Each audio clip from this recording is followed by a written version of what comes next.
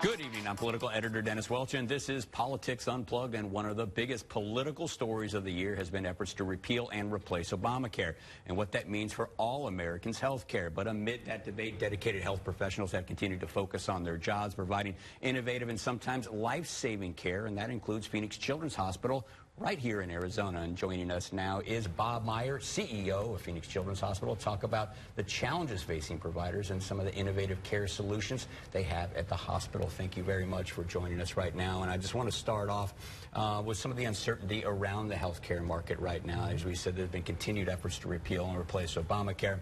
As we're taping right now, there is a tax bill that was just passed by the Senate that will repeal the individual mandate, requiring most Americans to purchase some form of health care insurance at certain standards or face a financial penalty. Is that going to affect your hospital at all right now? Well, ultimately, the answer would be yes, assuming that they continue, because part of the tax reform is they have to come up with offsetting cost savings, which means they'll go back to Medicaid cuts, which is very, very important because the public funding source for children is Medicaid. About 50% of the enrollment in Medicaid is children. They account for about 20% of the spending. But to the extent that there's very significant cuts in Medicaid funding, as a result of all this, it rolls back. It could be devastating to children's hospitals. Wow, so how many children are we talking about here if you start seeing these cuts enacted as the bill stands right now as we're taping? Well, as the bill stands right now, it takes away the individual mandate, which is really an adult provision. Sure. But there's a number of things. Before, to pay for it, they have to come up with these offsetting savings. Proposal originally, early in this process, was $1 trillion in cuts to Medicaid. So 50% of the trillion over 10 years, or $500 billion, falls on children's health care. That's a pretty devastating reimbursement cut. So we've done a lot of modeling, and if you go all the way through the modeling, in a nutshell, every major children's hospital in the country is out of business. We can't take those kinds of hits, which is why, obviously, hopefully it won't occur. Okay, so to kind of backtrack there, you said children's hospitals would be out of business. Like literally, I mean, maybe Phoenix Children's Hospital may not be up and running if these cuts are enacted as the way it stands right now. Yeah, I mean, depending on how they were to work through these Medicaid cuts, if you figure that half of them, if you let it just follow heads, the number of patients, so half of it falls on children, that's $500 billion. About half of all pediatric care in the country is provided by 80 children's hospitals, very similar to Phoenix Children's, you know, complex, large, et cetera, teaching programs. But if you take that, that's $250 billion over 80 hospitals. Just do the math backwards, it's a devastating cut. And it has been proposed.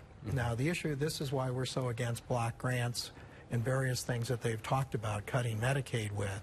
The devil's in the details. So if you wanted to reduce the 20% of spending that applies to children, you get a different outcome than just let it follow the head counts. Okay, so what are you guys doing right now? I mean, obviously, as we're taping right now, the bill had just passed a few days ago. It's in conference committee.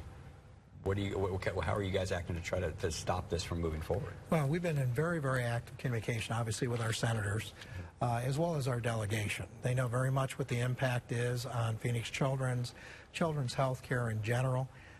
So again, we're working with them to, again, look at the 4 distinct parts that are in Medicaid. You've got this childless adults, which is the Obamacare or Affordable Care Act group. You've got the disabled, the elderly, and children's. So depending on how you want to flow those cuts back, that's what we're trying to get people to understand is what's the impact of doing this. Because at the highest level, which is what all these bills are today, it's just a cut. How they actually do it is delegated to a bureaucracy, et cetera. So we're working hard to make that not happen. Okay, now let's move on. Now we mentioned a little bit about the uncertainty in the market right now. Now there's only one provider on the exchange in Maricopa County, and in Pima County that provider just took PCH off its provider list. What, if anything, did they tell you was the reason for that? Actually, they didn't tell us anything. They just took us out of their narrow network. So if you go back all the way to the beginning with the Affordable Care Act, part of the issue was you wouldn't lose your doctor, wouldn't lose your health plan, all that kind of good stuff. Well, that's proven not to be the case. But there's today about 1,000 children that are in the public exchange that we're dealing with. Those children, and they come to Phoenix Children's. have to get alternative places to go, or you file appeals on their behalf, which we're doing, to continue their care. But that's the commercial side of the discussion. The other thing that's hung up right now with all of this debate, there's another program called the State Children's Hospital Insurance Program, where you can get Medicaid coverage for your children in Arizona up to 200% of the federal poverty level. The standard Medicaid goes to $140. So you have, for a modest monthly premium, you can buy very comprehensive health insurance for your children in that gap area. No, that's not been approved. That's hanging out there.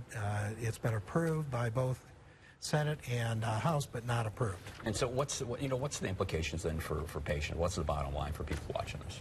Well, the bottom line is they're going to have to go be very careful what they sign up for, what products they choose. Obviously, as I tell our employees, I tell our physicians, everything else, voting's important. You may need to take this whole discussion very, very seriously. Okay, now, despite a lot of these challenges, you guys are still continuing to focus, obviously, on patient care. That's what you guys do. Now, there are a number of new facilities, the emergency department, which can handle 100,000 patients a year. There's also a new center for cancer and blood disorders. Now, tell us a little bit about what you guys are doing here. Well, as we continue to grow, and we've been growing very rapidly over the last decade, about 15% a year, we've taxed every physical plant we've had, so we had a need to replace the emergency room in the older building that we have, which was built for 25,000 visits a year. We're doing 80,000 a year today. It's unbelievable they can do that. But the new ED was built to replace that, as well as the only level 1 pediatric trauma center in the country. Why is it important? The leading cause of death in children is trauma. Center for Blood and Cancer Disorders, we've grown from 8,900 patients a year to about 23,000 patients a year. It's one of the top 6 largest pediatric oncology programs in the country. Bone marrow transplants. So again, it's putting an outstanding program in an adequate, technologically current physical plant. And last question here on this segment. We're running out of time right now, but tell us a little bit about this new Center for Pathology and this laboratory medicine. Similar, we're moving all of our higher technology types of programs into our new building or newer buildings, new technology. The old buildings are 1960s, 70s architecture, and it's very difficult to provide care in them. Okay, well, we're going to take a short break right now, but we do have more with Bob Meyer, CEO of Phoenix Children's Hospital, coming up just ahead. How the hospital is taking a new look at how to help patients and families heal. We hear how PCH is helping patients not just fight the disease, but the anxiety, emotions, and fears that go along with it. We see a lot of anxiety, a lot of depression, a lot of grief and grieving, and some PTSD a lot of times. Because when you're dealing with, making decisions for your child, it really puts you in a position of wondering what kind of a life would they want after. I was feeling isolated, like no one knew me anymore when I was in the hospital, and I just felt like everybody forgot about me. And how even the smallest patients are finding specialized care, healing pint-sized hearts, and more takes unique talents. That's ahead.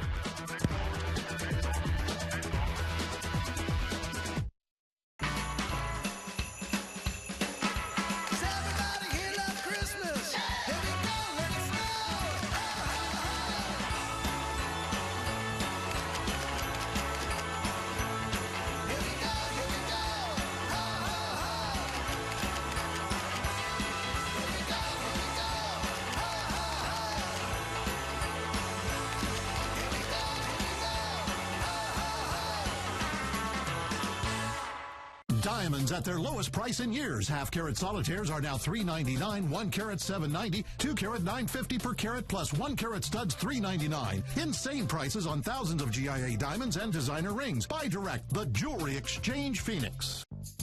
No contract, no risk, no catch with Cox High-Speed Internet. Call today and do everything you love online with Cox High-Speed Internet, starting at only $29.99 a month.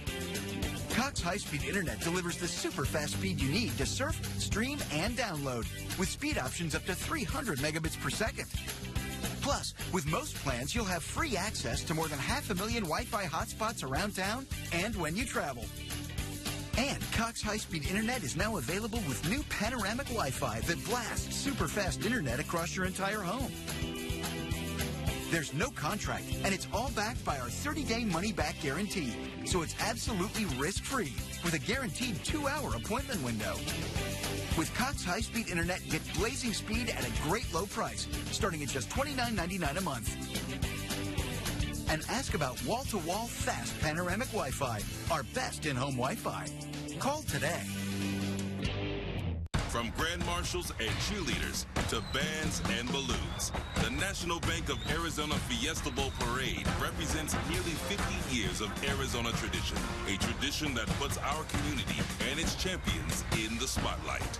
Join us at the 47th Annual National Bank of Arizona Fiesta Bowl Parade, Saturday, December 30th at 9 a.m. Reserved seats available for $25. General admission is free. Learn more at fiestabowl.org. Show her you care. Tanzanite set $69, stackable bands $99, 3-stone rings $169, half-carat $399, 1-carat $699, and 1-carat studs $399. Thousands of gifts guaranteed to appraise for double. The Jewelry Exchange Phoenix. And welcome back to Politics Unplugged. On this holiday weekend, we are talking with Bob Meyer, the president and CEO of Phoenix Children's Hospital. I want to thank you for joining us again, coming back for the second segment. Now, before this break, we did talk a little about the Center for Cancer and Blood Disorders, how important it is to have a center that specializes specifically on children when it comes to treating some things like cancer. Now, obviously, many of the drugs and treatments have been tested on adults, but kids may react differently. Is that correct? Yeah, absolutely. That's why the Children's Oncology Group, a national research network of major children's hospitals, was created to do research, clinical research on the applicability of adult drugs to children. There's only been actually one chemotherapy agent developed for children specifically, and now the second one was just developed, which is an immunotherapy. It's called a CAR T-cell by Novartis. But most are adult drugs, and a lot of our research is, do they work in children, what doses, how to make them actually effective, and we've done quite well at that. Now, along with that, you have something called the pediatric dose range checking system. Just what the heck is that? And what? Well, the pediatric dose range checking system is our pharmacy, automated pharmacy system. One of the major areas, and at a time, us, like almost every major hospital, children's hospital, the majority of your errors, things that harm patients, were prescribing errors. Wrong doses, etc. We had an event. We got serious about it. We wrote our own pediatric-specific dose range checking system, which checks basically weight, age, dosage of the drug, etc. And we have to do it from neonates to fundamentally adults, because adolescents, some of our adolescent patients are fairly large. So again, it's very comprehensive. The good news, and our goal is to prevent harm. In a nutshell, we haven't had a prescribing error in 7 years. Okay. Now, another area you guys focus on is cardiac care. Now, we've met a number of the patients over the years where PCH has pulled off what for families seemed like a miracle. So tell us a little bit, any updates in that? Yeah, I mean, our cardiac program, we've been growing. Our rankings went up this year. We're in the mid-teens. Our outcomes are outstanding. We're one of only 7 3-star pediatric cardiac programs in the country, which is our actual outcomes. So it's a pretty big accomplishment. Okay, I want to tell you a soundbite from a doctor, and I believe a family that was treated with this, and get your reaction on the other side. Okay. It's a great feeling. You really feel like you've made a difference. You have a sense of accomplishment, and you see the families, you know, they're excited, they're relieved. He gave us a second chance with our son. He got me a new heart. I mean, like anytime you go over to the PCH, I mean, it's just, you know, a lot of sick kids there, but it's always like a really great place, you know. It's like a great atmosphere. Tell us a little bit about the culture over there. Yeah, we practice what we refer to as family-centered care. We're not just treating the patient, the child. We're treating the family, siblings, quite frankly, grandmas, adults, the whole parents. And it's a holistic approach to it. We include all kinds of additional services, child life, which is helping kids get through procedures, therapists, you kind of name it. But it's a very holistic, and it's looking at the entire family. All right. Now, tell us, too, like, why we got you here, you know, any other new developments that we should be looking out for here at PCH? Well, I think that we continue to expand the services that are available here. A couple we've added this year, which are quite a big deal, I mentioned, is laser ablation surgery. When you did epilepsy surgery to stop the seizures in the past, it was a full-blown craniotomy. We've hired a physician out of Texas who does it with electrodes without a craniotomy. It's very effective. Nobody else is doing it. There's something called CAR T-cell, which is the first of the immunotherapy. It's actually true personalized medicine. It's in cardiac. The big deal with that, Novartis does it. We're one of only 30 centers in the country that they selected to be able to administer it. It's very complex. Imaging equipment we continue to buy, but it's all enhancements to our programs, our centers of excellence. We just keep growing. Okay. And you had mentioned that at the hospital you guys are treating everyone, the patients as well as the families and whatnot. Tell us a little bit more about this way of approaching this holistic approach. Well, what we add, number one, it's a multidisciplinary approach to many of these diseases. So you'll have a surgeon, the medical side, but the big issues are things like psychology, pet therapy. You go through a whole lot of services that really are treating the holistic nature, because these kids are going to have lifetime issues. The parents are going to have lifetime issues taking care of them. So we try to prepare them and do as best we can. We've got an in-house school that keeps kids current. But the real feature of the school is school reentry. Some of these children are going to have needs when they go back to kids. We go back into the schools. We teach their classmates. Yeah. So it's very unique. Well, that's pretty interesting, too, because some of these kids are laid up. I mean, it takes a while for their treatments, the more severe the condition is and stuff like that. Is there anything that the hospital helps to keep them current with their schoolwork or anything like that? Yeah, we have 7 full-time master's prepared teachers. We take their curriculum, and we have one darn cool school. It's a philanthropic effort with Desert Schools Credit Unions, and we keep them up on their learning. All right. Well, thanks a lot for coming here. That's all the time we have this week, or at least for this segment. And I want to thank you for joining us. This is Bob Meyer with the Phoenix Children's Hospital. We have more Politics Unplugged. Arizona Senator John McCain finds himself in the medical spotlight again with his own health battle and a stunning rebuke to the president on repeal and replace. And sexual harassment allegations rock the state capitol and shake up the national political scene. An unexpected issue becomes the political hot button issue in 2017. Next on Politics Unplugged.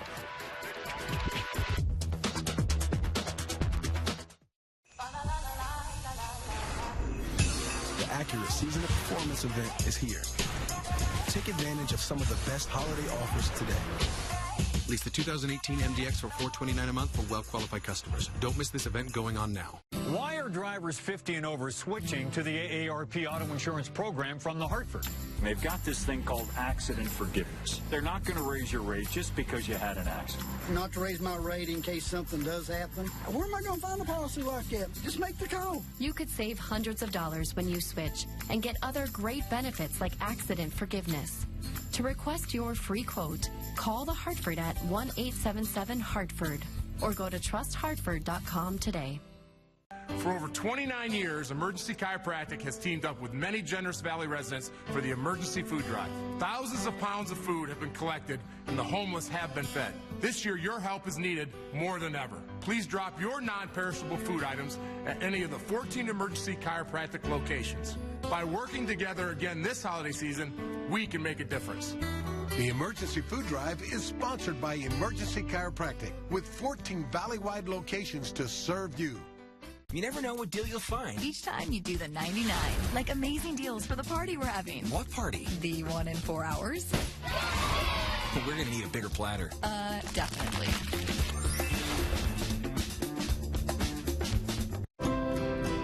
You're more than just a friend. But on the toughest days, when I'm not sure who to turn to, you might just be a lifeline. Now Contour from Cox gets you right to the strange stuff. Something's coming. Something hungry for blood. Noble stuff. The crown must always win. Show me something dramatic. And orange stuff. Along with the best stuff on cable. Because Netflix is now on Contour. How awesome is this place? Just say it. Black Mirror. And get right to the fierce, funny, bold, and bingey stuff. Watch it all on Contour from Cox. Now with Netflix. The Acura Season of Performance event is here. Take advantage of some of the best holiday offers today. This holiday season, visit your Acura dealer today for attractive offers. Don't miss this event going on now. And welcome back to Politics Unplugged. And as the new year quickly approaches, we wanted to take a look at some of the top stories that affected Arizona most over the past year. And with us today, Matthew Benson, the former spokesman for Arizona Governor Jan Brewer, and former state lawmaker Chad Campbell. Thank you both for being here. I want to start with you, Matt. Obviously, I think the biggest story of the year would have to be Senator John McCain and his medical diagnosis that he was diagnosed with brain cancer. I mean, this was just a bombshell piece of news when it came out in July. No doubt. This was the political earthquake of the year. John McCain, I mean, you have to go back to Barry Goldwater to find somebody with a legacy of like his. And to hear that he is sick and that, you know, his time in the U.S. Senate is probably on a pretty short time frame at this point. I mean, that sent shockwaves throughout the state. Yeah, you know, and I think, I mean, obviously everybody is rooting that he's going to somehow, you know, pull out of this and defeat this whole sort of thing. But, like, you know, this was obviously nobody could predict, and the ramifications are pretty big now. Yeah, I mean, it's huge because you know, the other Senate seat now you have Jeff Flake not running again.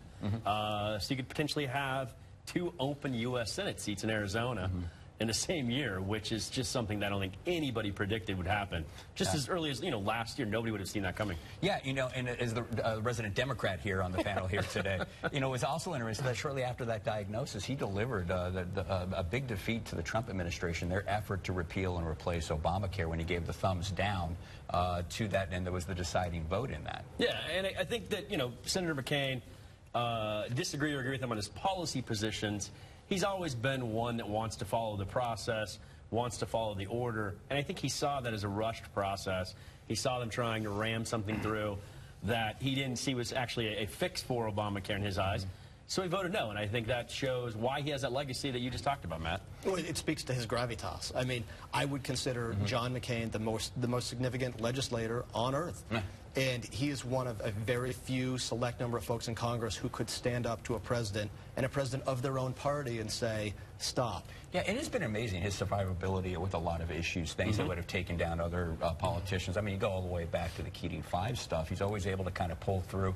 And even after losing, you know, the 2008 presidential race, he was able to stay relevant, like you were saying, one of the most, if not the most relevant senator in America. Absolutely. Pretty rare that you are defeated in running for president and you come back, and if anything, he's been an even higher profile member of the Senate since that point. All right, let's move on to the other big issue here, and Arizona's other senator, Jeff Flake. I mean, you know, who would have predicted this a few years ago, that he steps down, says, I've done one term, I'm not doing it again. Why do you do it? I think 2 things, and again, I mean, you know, I think that Jeff Flake is a man who, again, agree or disagree with his politics, he is a man that follows his principles and his values. I think everybody agrees with that. And I think that he doesn't like where Trump has taken the GOP, not necessarily the policy, but the tone, the demeanor, the personal attacks. And, you know, I think he looked at it and weighed his options and said, I don't want to go through this to hold on to this seat. And I probably can make better change outside of the halls of the Senate right now and outside of the confines of, like, my party than I would be if I'm trying to run for re-election next year. We've got a soundbite now from Jeff Flake right now. Let's take a listen, and Matt, get your reaction on the other side of it. We were not made great as a country by indulging in or even exalting our worst impulses, turning against ourselves, glorifying in the things that divide us, and calling fake things true and true things fake. We must never meekly accept the daily sundering of our country. The personal attacks, the threats against principles, freedoms, and institution. Now, that was the other big story with Jeff Flake. I mean, not only did he decide he wasn't going to run, but he really emerged as one of the top critics of the Trump administration. There was the floor speech there that he gave, and this followed the book he wrote, you know, bashing the party and for embracing Trumpism. Yeah, there's no doubt. And the title of the book, Conscience of a Conservative, is apt because he has put himself forward as the conscience of the party, the grand old party, the GOP, which in many ways has abandoned many of its core principles in order to follow Donald Trump. And I think what Jeff Flake is banking on is that this fever will pass. Yeah, and let's talk a little bit about McCain and Flake, both. Yeah. I mean, obviously, Flake wrote the book. McCain has been a critic of Donald Trump. But however, recently we saw that both of them gave the big thumbs up this time to a tax bill that moved through. What's going on here? Yeah, and I was saddened to see that, mainly because when you talk about Flake, you talk about McCain, they are two senators who constantly talked about the need to reduce our deficit, and they vote for a tax plan that's going to increase the deficit by at least $1 trillion. So it's hard to read why they did that. I think that they looked at it in, the overall package. They saw some things that benefited their base in terms of some of the corporate tax cuts, some other things. But again, I think in the long run, it's unfortunate that they did that. I think they could have held out and actually worked for a better package for all of Arizona. And I think a lot of people were surprised with Jeff Flake voting for this because you start looking at the projections out there, $1.2, $1.4 trillion this adds to the deficit. Now, he has always been a deficit hawk. What led him to this change? You'd have to ask him. Yeah. I mean, look, what he said was that he did this in exchange for having a louder voice as part of what they do with DACA and those kids going forward. Look, why he made this vote, why he went that way, I think it's hard to say. There was obviously an immense amount of pressure, not only from the president, because frankly, I don't think either Flake or McCain care that much about what Donald Trump wants, but the party itself, their colleagues in the U.S. Senate coming to them and saying, if you don't support this, if this goes down in flames, we're all in a lot of trouble in 2018. Well, and I would just say, too, I mean, cutting the deal for DACA in terms of getting a seat at the table, if you can trust Donald Trump after some of the things he's done, not only in politics, but in his business life, I think Flake should have held out for more of a promise, I think, than just getting a seat at the table. All right. Now let's move back from Congress. Let's take it back here to the state legislature. Now 2017 is also really shaped up to be the year that we are discussing, sexual harassment, particularly at the state house. We've seen that Senator Don Schutter, 9 women have now accused him of sexual harassment. We're kind of already in the beginning phases of this. The House has launched this investigation. Where is all this going to lead? Chad, Chad, you used to work there. Yeah, no, I have no idea. And I think that, trying to predict this, not just in politics, but you look at the entertainment industry, you look at anything. I mean, every single day, something new breaks. And so trying to figure out where this goes to the Capitol, I don't have a clue. But I think and I hope that the Speaker and the Senate President will actually, follow through with this, investigate these claims, and hold people accountable if they need to be held accountable. I think that's the bottom line. Well, if you're asking where it goes, I'll tell you where it goes. 2018, to the ballot. That's where it goes. Because the path of least resistance here is going to be say, look, the election is right in front of us. We're going to bring this information. Voters will have the information. We'll let them decide. And what can be done? I'll ask you again, Chuck, because you used to be a lawmaker down at the Capitol. What can be done? There's no real human resources for elected officials except for the voters. But what can be done in the meantime? I mean, you can file an ethics complaint. I mean, we had to actually I led the charge to remove one of my own members down there. Daniel Patterson. People forget about that. And we worked through the ethics complaint process, had the investigation, and that's the way it's handled down there. It's not ideal, but right now it's the only tool available to use down there, really. All right, give you the final word on this issue here. We got about 20 seconds left, Matt. Look, here's what I would say. Arizona's had controversy on this issue, but our state capital has been relatively quiet when you look at other state capitals around the country where there are literally legislator after legislator after legislator coming under accusations for this kind of thing, sexual harassment, misconduct. In Arizona, it has been relatively quiet, knock on wood, so far, with the exception of Representative. And the governors have been pretty strong, too, on this. Yeah, and again, I hope that people are held accountable if they need to be held accountable. All right, well, that's all the time we have for this edition of Politics Unplugged. Be sure to join us next week for more Politics Unplugged. Good night.